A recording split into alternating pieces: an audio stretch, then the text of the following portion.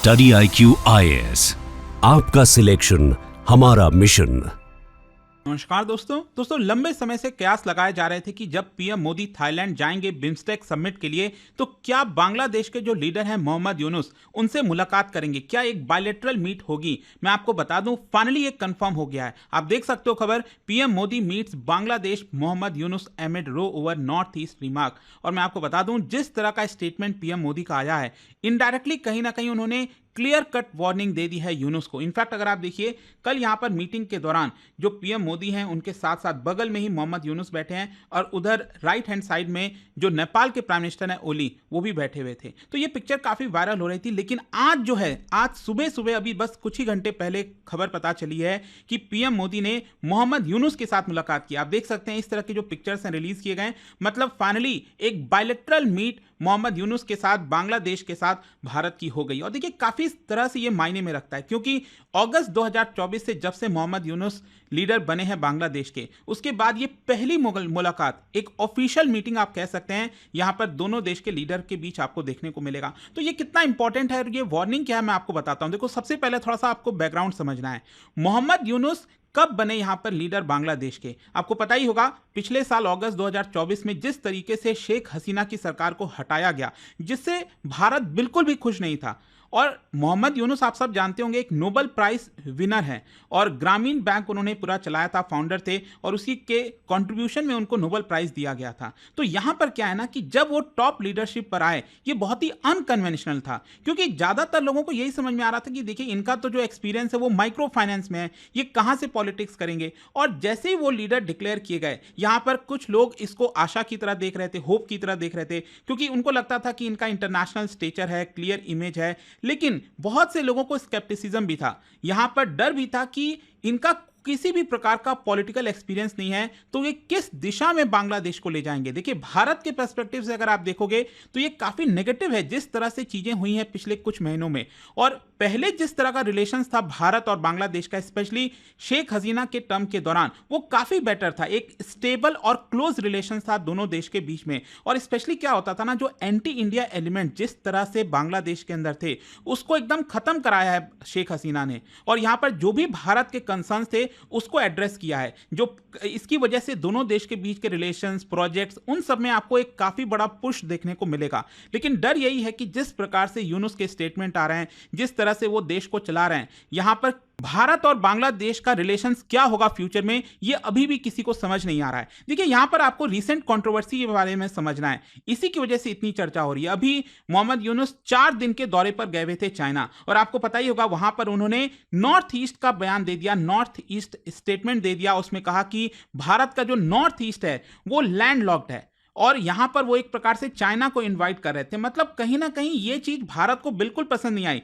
In fact Mohammad Yunus ने एक और स्टेटमेंट दे दिया कि बांग्लादेश एक प्रकार से स्ट्रैटेजिक ओशन गेटवे है, और कहीं ना कहीं भारत को यहां पर अंडरमाइन करने की कोशिश की जा रही थी। और इसीलिए अगर आप देखोगे भारत की तरफ से हमारे देश के जो चीफ मिनिस्टर हैं, आसाम के जो चीफ मिनिस्टर हैं हिमंत बिस्वा शर्मा, उनका तो क्लियर कट बयान आया था कि मोहम्मद यूनुस का ये जो स्टेटमेंट है वो बहुत ज्यादा प्रोवोकेटिव है। मतलब कहीं ना कहीं यहां पर भारत के खिलाफ ये स्टेटमेंट दिया गया है, जिसकी वजह से वो तो ये भी सजेस्ट कर रहे थे कि बांग्लादेश को 2 पार्ट में डिवाइड भी कर देना चाहिए। सेम यही चीज त्रिपुरा के जो लीडर हैं उनकी तरफ से भी आया कि यूनुस का जो स्टेटमेंट है ये बिल्कुल भी ठीक नहीं है। फिर उसके बाद मैं आपको बताऊं, कल जो है एस जयशंकर की तरफ से एक बयान आता है, और इनडायरेक्टली अगर आप देखोगे कहीं ना कहीं बांग्लादेश के लीडर यूनुस का उन्होंने खंडन किया, जो बयान है उसका खंडन किया, और कहा कि India has a longest coast line.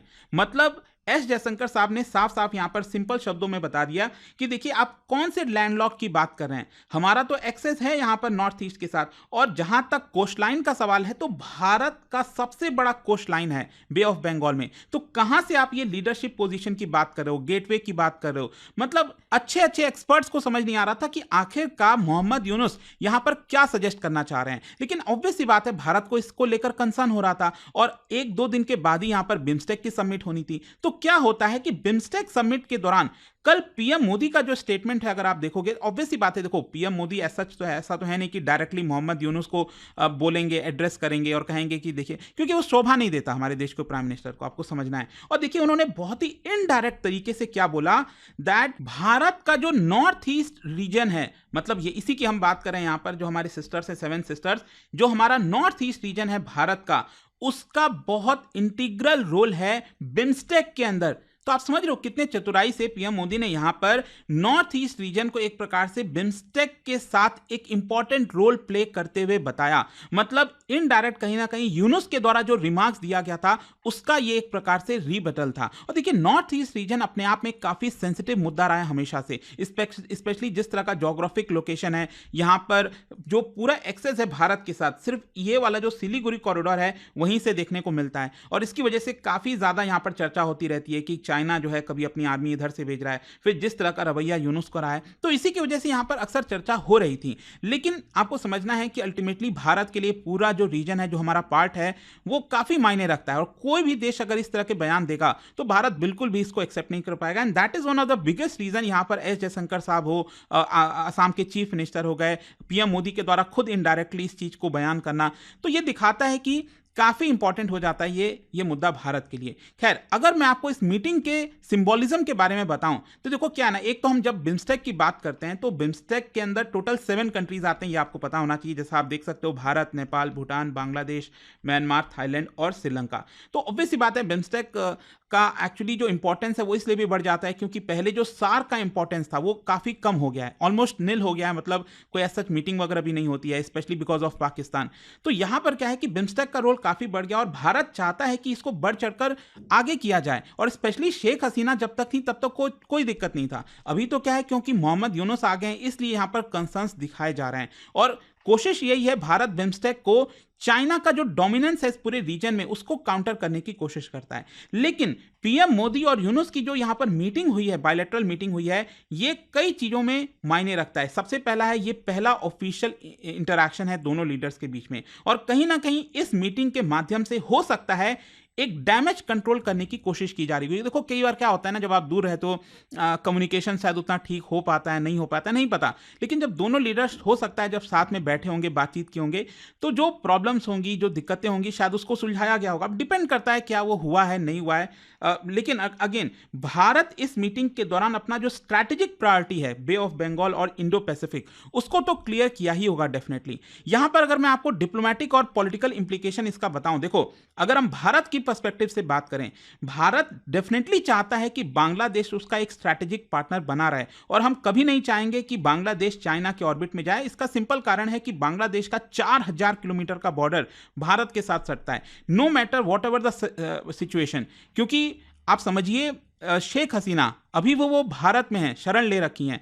हमें बिल्कुल भी पसंद नहीं आया कि बांग्लादेश में क्या हुआ, लेकिन उसके बावजूद भी भारत चाहता है कि बांग्लादेश के साथ हमारा रिलेशंस बेटर है। और पीएम मोदी जी की जो डिप्लोमेसी है वो कहीं ना कहीं एम करती है to ensure regional cooperation continue रहे, भले ही बांग्लादेश में कोई भी लीडर आ रहा हो। लेकिन ऑब्वियस सी बात है, जो रियलिटी है इस समय, हमें उसको भी एक्सेप्ट करना पड़ेगा। हमें समझना पड़ेगा कि शेख हसीना वहां पर नहीं है, और हो सकता है कि एंटी इंडिया जो एलिमेंट है वो बांग्लादेश में अब बढ़ते जाएं। इसको देखते हुए भारत को भी अब कहीं ना कहीं ऑल्टरनेटिव्स की तरफ देखना पड़ेगा। जैसे मान लो हमारा जो नॉर्थ ईस्ट रीजन है, अभी तक हम कोशिश यही कर रहे थे कि बांग्लादेश के साथ जो पोर्ट्स वगैरह हैं उनके साथ यहां पर कनेक्टिविटी वगैरह बढ़ाई जाए, क्योंकि ऐसा कोई प्रॉब्लम नहीं था। लेकिन अब क्योंकि मोहम्मद यूनुस आ गए हैं, शेख हसीना हट गई हैं, तो हमें ऑल्टरनेटिव, जैसे कि म्यांमार का जो सितवे वाला पोर्ट हो गया, उसके माध्यम से, मतलब डिपेंड करता है कि हम क्या क्या चीजें और देख सकते हैं ताकि हम अपना जो नॉर्थ ईस्ट है उसको और ज्यादा एक्सेस दे सकें हमारे मेन लैंड के साथ। जहां तक बांग्लादेश के पर्सपेक्टिव से सवाल है, तो देखो मैं आपको बता दूं, यूनुस कहीं ना कहीं चाहते हैं कि वो अपनी जो पॉलिसी है वो इंडिया से कंप्लीट इंडिपेंडेंस के तौर पर करें,